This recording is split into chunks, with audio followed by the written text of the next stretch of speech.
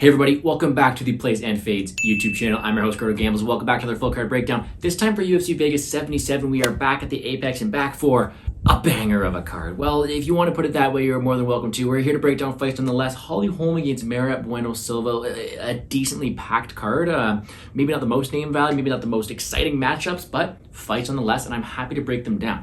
Quickly before we get started though, I want to cover a few things. It is timestamped down below, so if you don't want to hear me blabble on about this, feel free to skip forward. But truth is, I haven't been hitting my bets recently. That's as simple as it is. 3 weeks in a row on the bets. I made 11 picks, 11 bets, and 8 of them won, 3 of them lost. It's just my sizing was off. I had 2 on Tyrant to the distance, and I had 4 on Whitaker to win. We lost a bet, and we've been losing them more than I'd like to, but the truth is, that's on me. I know that my process works over the long term. I know I have a winning track record. I went up 77 units in 2020. And we've actually had some decent success in the DraftKings otherwise here too. So it's not like we're getting the too bad of reads. It's not like we're too far off. I just haven't done the best in my unit sizing. That's on me. I wanted to address that. Truth is, I do more than just this video a week. This is my free content I do. I also do some paid stuff for DailyFanMMA. They're always linked down below. That is a full card DraftKings breakdown. And man, me and Brett happily we go over there. We talk over all the fights. And that is really a great resource for all your DraftKings lineups. You also got the optimizer over there. I do written breakdowns as well.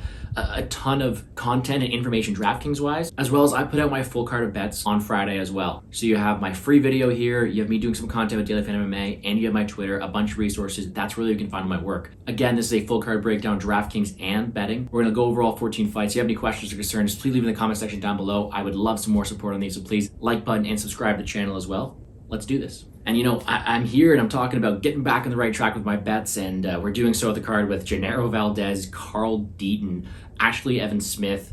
Like, this is not the most star-studded card, but there are some interesting matchups, including this first one, 12-3 Tucker Lutz, 7-2 Melsik Baghdasaryan. We're trying to keep these breakdowns a bit shorter today, still with the same amount of content though. Complete clash of styles. You have the pure kickboxer Melsik Baghdasaryan, 7-2. I mean, the guy has a ton of experience kickboxing realm, very, very sharp striker, uses limbs from all angles, and he's had some decent success in the UFC. 2-1 has been a favorite or a pick 'em in all 3 of his fights so far because people rate that skill set so well, but he's also got some opportunistic matchups here. Tucker Lutz to the side of things, he's fought the harder level of competition, taking on Pineda and Sabatini his last 2, and his record has paid the price. And these are 2 guys that I've kind of been on opposite sides of, really. Melsik Baghdasaryan is a guy who I really rate his striking. I don't mind his takedown defense either, but he's pretty one-dimensional, whereas Tucker Lutz is a guy who is pretty well-rounded, but doesn't excel too much in these things, although he is facing a better level of competition.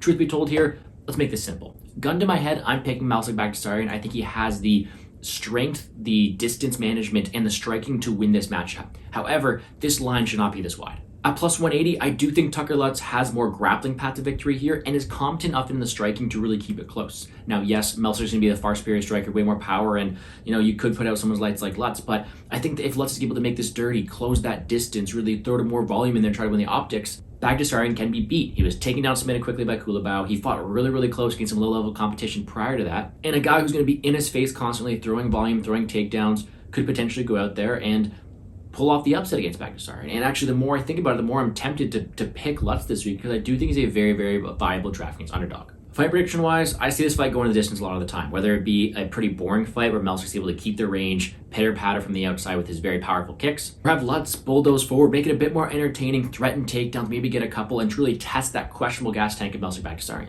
Either way, Baghdasaryan's path to victory, don't think it scores that well. I don't think it's a knockout at a high clip. I don't think he has any grappling success. At 9.2K, he is kind of a fade for me. Whereas Tucker Lutz, if he wins this fight, grappling heavy, volume heavy, pressure, 7K, very live underdog for me in Tucker Lutz this week, and I do think he has opportunities to get it done. If this is -110, sure, I'd probably lean towards Melsik, but I'm leaning towards the value here in Lutz. I think it's a lot closer fight than the line entails. I think that, of course, the striking edge is there for Melsik, but he's going to have to be careful. A very well-rounded and pressure-oriented fighter is in front of him, Tucker Lutz, who has also faced a better level of competition. Should be a fun one to get the night started. Next up, 9-2 Austin Lingo, 19-6 Melkwasiel Costa. I'm not going to get that name right too often. The Milkman Costa, a very fun fighter to watch, and a guy who's getting a second stint in the UFC. Austin Lingo coming off a loss to the Nate Landweers of the world, one where his cardio kind of fade, as ones do against Nate Landweer. Costa's a guy who's been pretty fun to watch. Very dynamic striker, good ability to mix it up on the ground, good BJJ, solid wrestling, and he got thrown to the walls with Thiago Moises' first fight. No discredit to him here, but I do think Costa has a fight in his hands that he could win at a very high clip. Austin Lingo, I don't rate him too poorly. I think he has power in his hands, very competent boxing, very technical striking, but he's limited to that.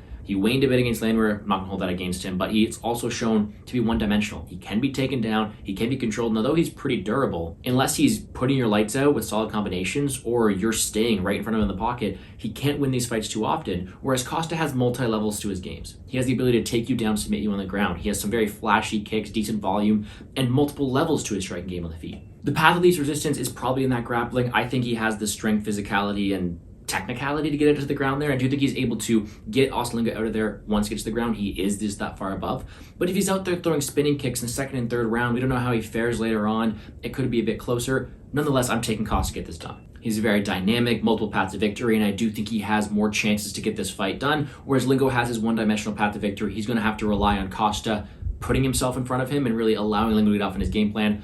Costa has more paths to victory, more paths to get it done. I think he takes him down, gets him out of there early, or control grapples his way to a decision. DraftKings-wise, for that upside, I have more Costa in my lineup. I think he's way more alive than Baghdasaryan, but considering the Walt Harris's, Evan Elder's, Jack Della Maddelena's of the world, I'm not getting to him as much as I expected to. However, he does have a very good GBP ceiling. Next up, 6-4, Stella Nunes, 6-0, Victoria Dudakova. Dudakova making her debut, but at a very, very hefty price tag at DraftKings, 9.3K.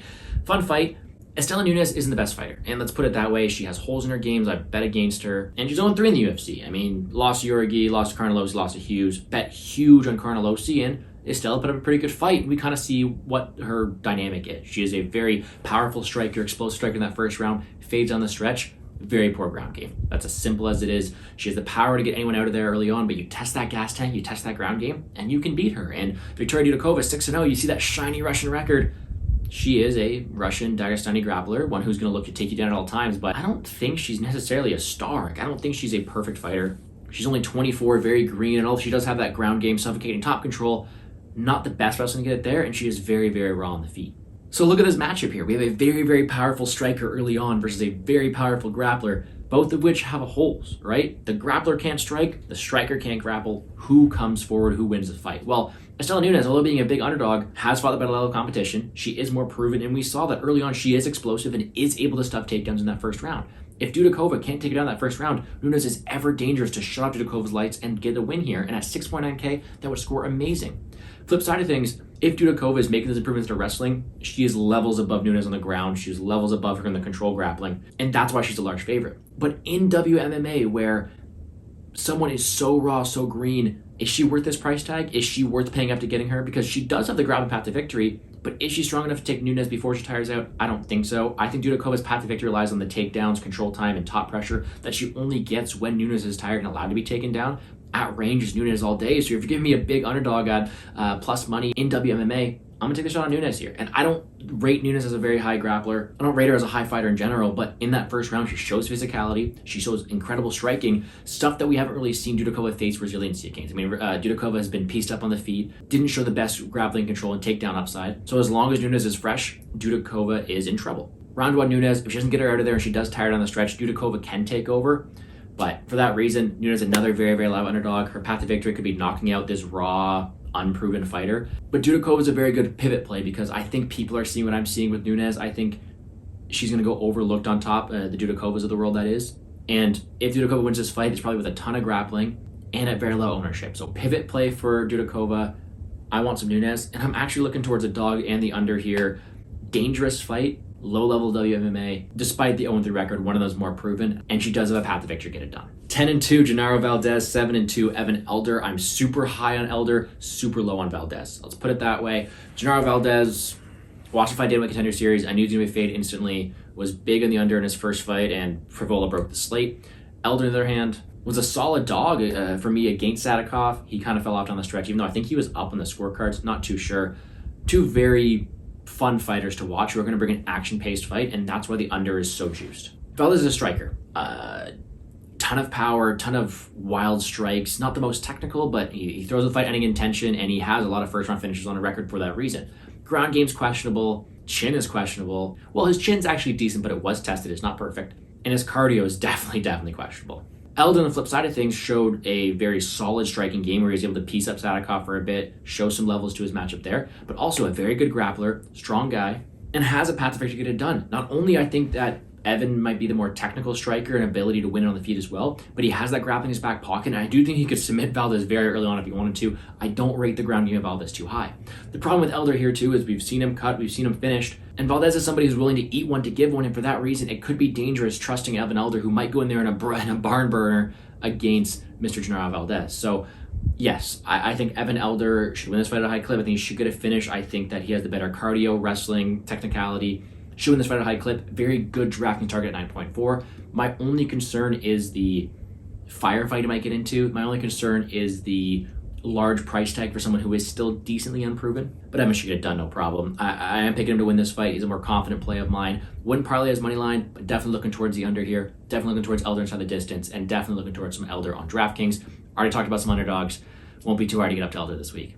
Then at 17-6, Carl Deaton III versus 6-2, Alex Munoz. Carl Deaton III with that wild haircut. He's making a second stint in the UFC here against Alex Munoz, making his return after a lengthy layoff. 0-2 in the UFC, but some decent level of competition. He's getting that step down in his return he's making here after 2 and a bit years off here for Alexander Munoz. Munoz is a wrestling coach, a guy who wants to grapple, and he's got the perfect matchup to do so. Let's get that out of the way. He's going to look to take him down early. He's got very strong wrestling, very good top control, very good clinch game.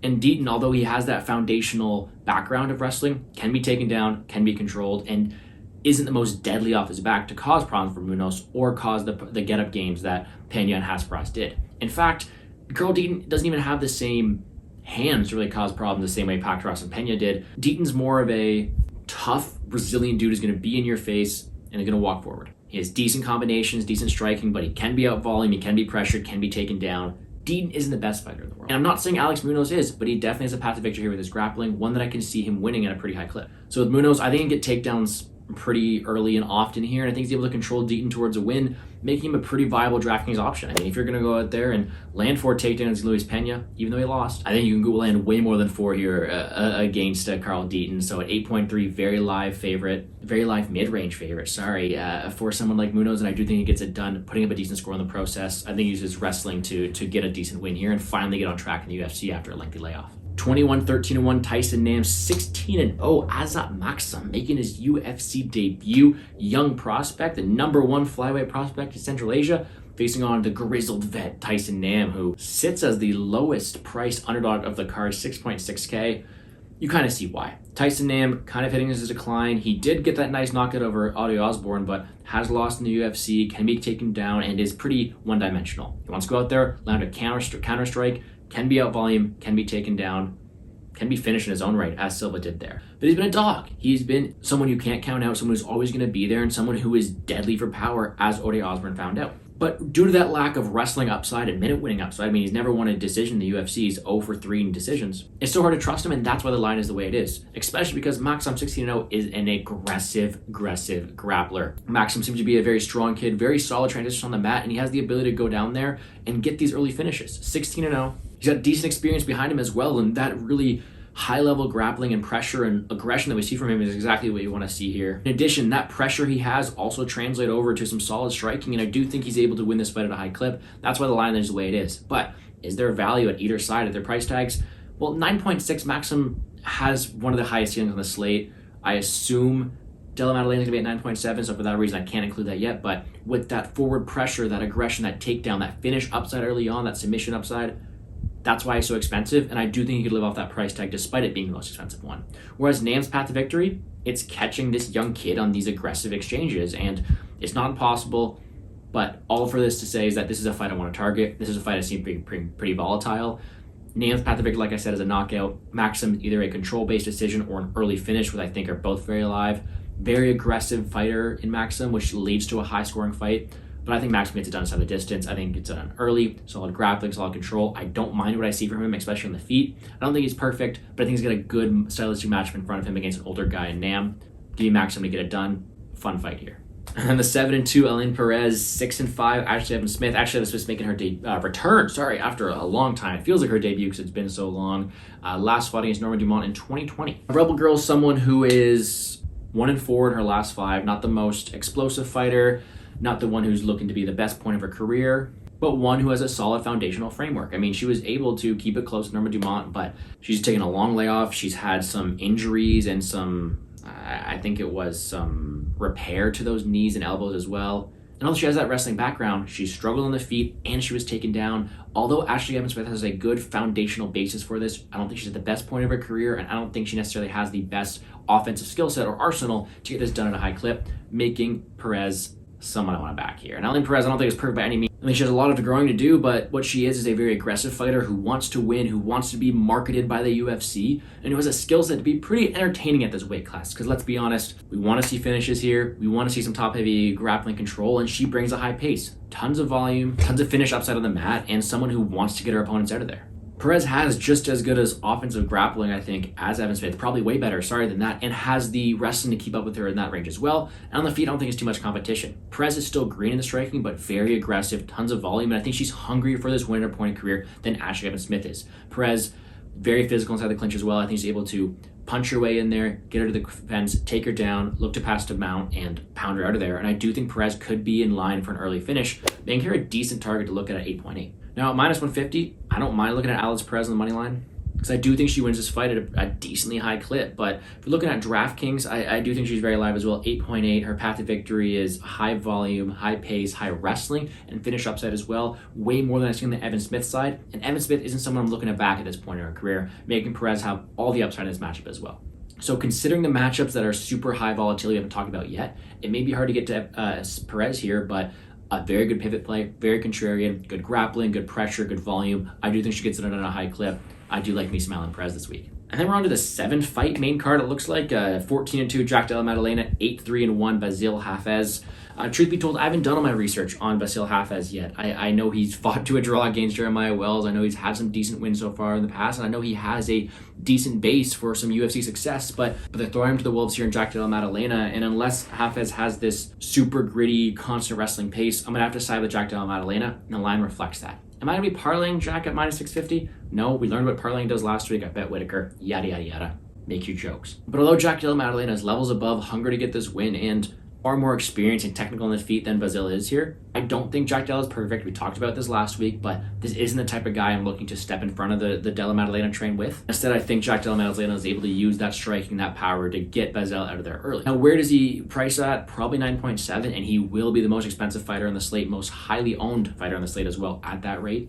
And I get why. He has a finish upside. He probably will be minus 200 to win inside the distance. I had to do my more due diligence on the Basil Hafez side, but check me out on Twitter there. I'll try to post an update there because Basil Hafez isn't someone who I expect to be too solid of an offensive grappler, but if he's able to go out there, push a solid pace, shoot constant takedowns, and show good cardio and durability, then maybe I'll be lower exposed to the Jack Della Maddelena side, more so look towards the Maksums, the Elders, the Harrises of the world. But if Hafez is as weak as I expect him to be, but if Jack Della Maddelena is going to roll the same way the line expects him to roll here, then I'm going to have some ownership of him. He'll be a solid cash play, a solid someone to look up to pay to, because we saw last week, Bo Nickel 9.8, it didn't matter. He was still on that optimal lineup because of that upside, that ceiling. Della's on a shot to the moon here, and I think he's got a matchup to continue that rise to the top. Going to pick Maddelena, but continue to do more research on that side. Should be a decent fight, and I hope Hafez has the best success in the UFC. Let's see how good his tape looks. Then we got the 13-5 Terrence McKinney, 8-1 Nazim Sadhykov, my favorite fight of the card because it's Terrence McKinney. Terrence McKinney is a round one machine. I think he got all his wins in the very first round. If he gets out of there, he struggles. He's a killer to-be-killed fighter, simply put, and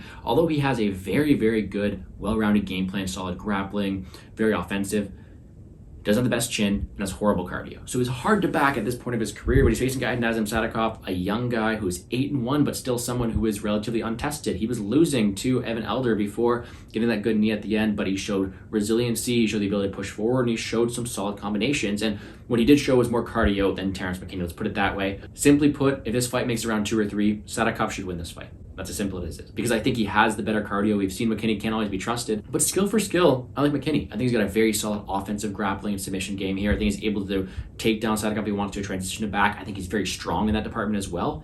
And we saw Sadhykov dropped. McKinney has a ton of power, very fast hands for the early going, and he is someone who has round one and early win upside, and is one of my favorite underdogs at 7.5K on DraftKings this week. The question is, can he survive? Can he get Sadhykov out of there? Because I think if he doesn't, we might be in trouble here. So this is a fight I really want to target, either McKinney early, Sadhykov late. I think McKinney is going to pick to win here because I think he is the better fighter, and I don't want to trust on a guy's downfall. I think he has the skill set to get Sadhykov out of there. I think he has the ability to take the back, really outwork and outgrapple Sadhykov early, and I'm going to take him at a 7.5K. I'll have a ton of exposure to McKinney.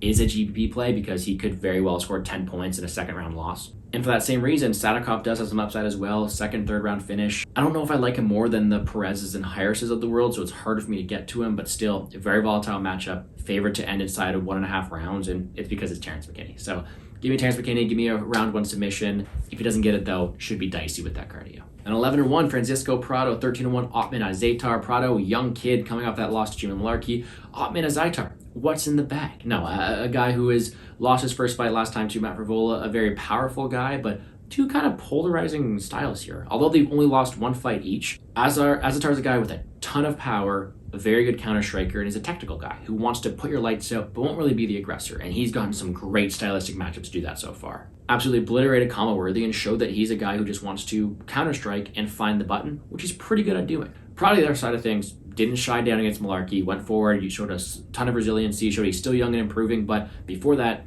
100% finish rate, super aggressive, super technical, good on the ground, good in the feet, and will push forward. So what happens here? You have a guy here in Prado who will push forward, will give Ozaitar exactly what he wants in that counter shot, but someone who I do think wins more minutes, showed good durability, has more paths to victory, and as a younger fighter, I'm leaning towards Prado here. Although it's a complete possibility that Ozaitar's power may be too much and Prado walks into something and Ozaitar puts his lights out, that is a slimmer chance or slimmer path to victory than I think Francisco Prado has. Prado has the grappling, the pressure, the optics, the decision equity, and some very, very good cardio, whereas Ozaitar is very subpar, that could win in this fight here at lightweight. So give me the younger fighter, give me Prado, more paths to victory, very live fighter on DraftKings. See, this whole fight is as well, because I think it's either Ozaitar with early KO or Prado with pressure, breaking him down the stretch, getting a finish. I'll be looking to bet Prado, looking to bet the under here. Very, very fun fight. And yes, Ozaitar is alive to get that knockout, but that's his sole path to victory. More paths for Prado, more opportunities. I'm trusting the younger guy here. And then the hardest fight for me to call, 9-2 Norma Dumont, 5-1 Chelsea Chandler. Chandler, Stockton girl with the Diaz brothers. Norma Dumont, someone who I haven't had the best read on. Someone who I don't rate too highly. Someone who I bet Rosa against. Someone who I bet Felicia Spencer against. I gotta stop betting against Norma Dumont because she's shown that Big Norm could keep going forward, use her physicality, use her size, and decent volume, but she's getting a big challenge here. Chelsea Chandler came in as underdog last time, scored 110 points against Julia Solorenko. Show that she has very aggressive striking, show that she has good ground game, a very good ground game, and dominated en route to a first round victory here. And I think that that's really what it's going to come down to is, does she have the physicality to surpass Dumont? Because I think she has a better volume. I think she has better ground game. Does she have the wrestling to take her down and the strength to get off the fence against Dumont? Because Dumont has some good clinch exchanges, but she doesn't necessarily win all the optics. She can be outstruck. She can be taken down. She can be controlled the same way that Macy Chiasson was able to do to her. So I actually think I'm going to side with Chelsea Chandler, but I've had a horrible success going against Norma Dumont, so I don't know how much involvement I want on this one. And a fight that's projected to go all 3 rounds, and with the likes of a Terrence McKinney, the Prado fight we just mentioned, Walt Harris, Elder, Maksum, Della, Maddelena.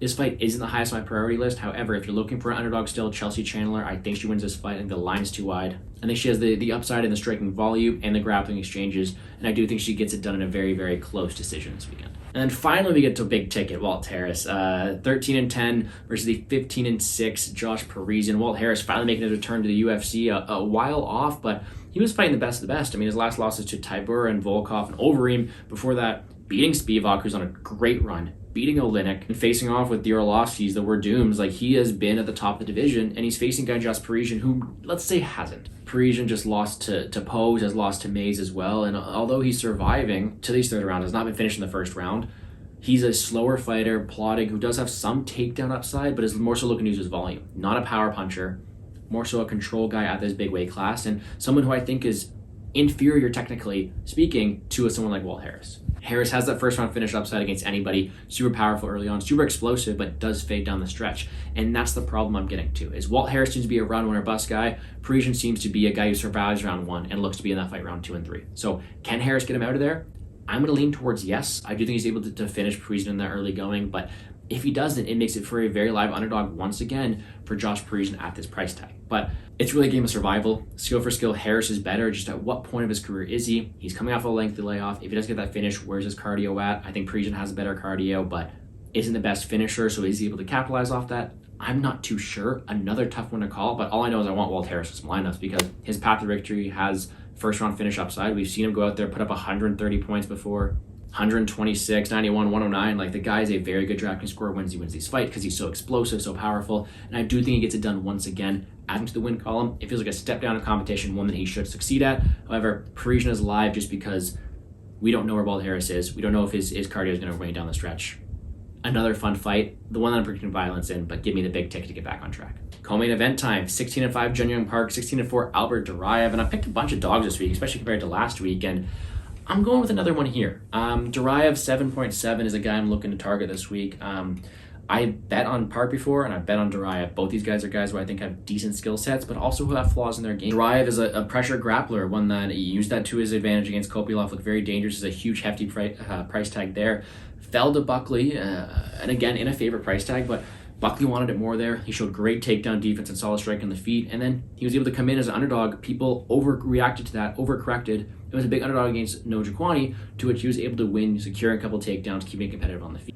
Jun Park, on the flip side of things, has had some very favorable matchups. Dennis Tulian, Joseph Holmes, and when he's getting that style of competition, he's losing to the Rodriguez's, he's losing to the Hernandez's, people who are able to compete with him. And if we look at the people he's fighting, I mean, Anders is someone who back then I didn't rate too high with the grappling, someone who I didn't think had the best takedowns, and couldn't even take down Marc-Andre Barrios for that matter. Whereas Tulian, Holmes, even Rodriguez, Nuchikwi, Phillips, Barrio, they're not going to take you down. They're not going to test that ground game. They're not going to really see what happens. And what we've seen from Park is when he's able to be out-physicaled, when he's able to be taken down, he's able to be controlled, he loses these fights. And I think he's going to get a guy who's going to shoot a ton of takedowns, and even on the feet is close enough to win this fight. Now, this is a very close fight. I don't think Duraev runs away with it, but I think the guy who's going to be able to have more paths of victory once again is Duraev.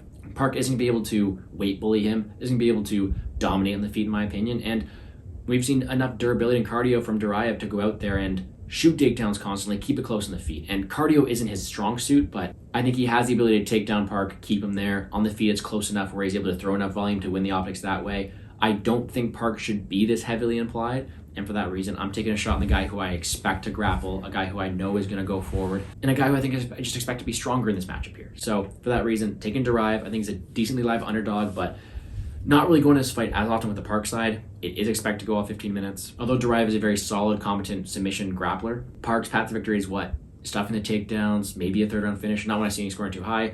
Fade on the Park side, playing Duraev. A decently fun co-main event. In the main event, 15-6 Holly Holm, the 10-2-1 Maria Bueno Silva. I backed Bueno Silva a ton. I have had way too much invested on this girl. She's done me well. I got nothing but love for Maria Bueno Silva. Cashed me the Landsberg tickets, Egger tickets, Yan'an tickets. But man, she's facing Holly Holm, someone who just doesn't seem to go away in this division, someone who is winning 3 of her last 4, showing new wrinkles to her game, landing 4 and 5 takedowns in 2 of her last 3 fights. Someone who I think has a very good foundational knowledge for distance management, for control, and for giving vet lessons. Now, when she wasn't able to use her size to her advantage, she lost against Vieira, but I think she won that fight. We're not going to talk about that. She's able to give a vet lesson to Aldana with her takedowns and control time, but she's facing someone in Bueno Silva who's going to consistently walk forward, consistently throw volume, be extremely durable, and have such a potent ground game, they don't really want to take her there. And for that reason, it comes down to a battle of, is Holly Holm going to be able to skip around the outside, kick box from distance, and win optically for 5 rounds?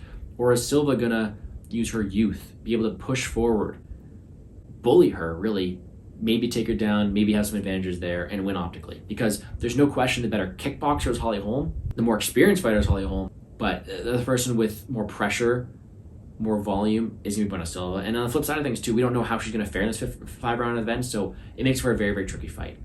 I'm leaning towards Holly Holm here. I think she's going to have the ability to use her expertise, mix it up with maybe some clinches as well, and you look to use her size to win this fight optically from range, using those kicks, using those strikes that way as well. But it's very dangerous, very volatile, and although it's a 5-round main event, not one I want the most DraftKings ownership of. I think Silva, if anything, has more upside here because I think she has takedown upside, but even at that, a lot of unknowns here, a really tricky one to call, and one that I'm kind of just looking to see unfold. A lot of question marks. I'm going to side with the preacher's daughter here, but a very questionable, ugly-looking main event here that we're going to see play out. That's going to do it for me here on the Plays and Fades YouTube channel, though. I broke down all 14 fights. Let's quickly run through them. Picks-wise, I think I'm taking Melsic Baghdasaryan, but it's super, super close. Might switch to Lutz. Keep an eye out for that one. Milk Costa. Estella Nunes is an underdog, which is incredible. Again, very close fight. If it gets out of round 1, take Dudakova, but taking Nunes there. Wow, what is wrong with me? Taking a Nunes in 2023. Evan Elder, Alex Munoz, Azat Maksum, Alan Perez, Jack Della Maddelena, Terrence McKinney, again, trusting another round one fighter, Francisco Prado, Chelsea Chandler, Walt Harris, Albert Duraev, and Holly Holm. A lot of underdogs, a lot of risky sides, a lot of fun fights. DraftKings-wise, I'm taking Della Maddelena up top along with Maksum, targeting that Elder Valdez fight. That Dudakova Nunes fight is a great pivot. Harris Parisian, Sadhykov McKinney, of course, and Prado Ozaitar. Single entry-wise, loving Munoz is a great pivot play there. Dog-wise, we've got a ton of them. I think Chandler, Duraev, Lutz, Nunes, and of course, Terrence McKinney are all very, very live this week. McKinney, of course, more in GPP, Chandler, Duraev more in cash. Still, all of them allow you to make a ton of lineups, allow you to get to anybody. I really like this DraftKings slate. Reignmakers-wise, I know, I'm not forgetting this time. Della Maddelena, of course. Maksum, of course. Walt Harris, Parisian winner is going to score very well. You want that one. Sadhykov, McKinney winner is going to score very well. I'm leaning towards McKinney and Harris in those two. And then I think sneakily, Munoz, Prado are two really solid options for that final spot. But if you're looking to go for it all, you're looking to be risky, Nunes and Perez, WMMA fighters should go low owned. Ton of upside there as well. Betting wise, a lot of unders I'm looking at this week. Nothing I've locked in. Actually, I have 0 bets locked in this card. I'll probably end up betting Ellen Perez at -150, Alex Munoz at -135. Maybe take a stab at Nunes at +235. Maybe even Nunes at the distance. If the line keeps good and wide on Lutz, I'll go there. Same thing with Chandler and Duraev. With all the dogs I've talked about, there's a lot of live betting opportunities. So please make sure to check out my Twitter there at GambleScore to see what I end up playing on Friday. Favorite play though, I think both the McKinney Sadhykov fight and Harris Parisian fights both don't go the distance. Those are decent parlay legs there. Favorite bets, though, have to be either Perez or Prado at this point. Argentina on the map. Stand up. Let's go. But there you have it. Talked about a ton of stuff there. I just want to keep the video shorter, but it's been a long time of me talking. Hopefully get this up Tuesday night, so please hit the like button down below. Subscribe to the channel. If you have any questions, hit me up in the comments or on my Twitter there. Feel free to check me out. But I appreciate everybody tuning in. I appreciate all the love and support. I wish everyone the best of luck on all your DraftKings and betting endeavors. Hopefully the content I've given out here and at DailyFanMMA are enough to help you guys win some money this weekend. And with that, guys, let's make some money, guys.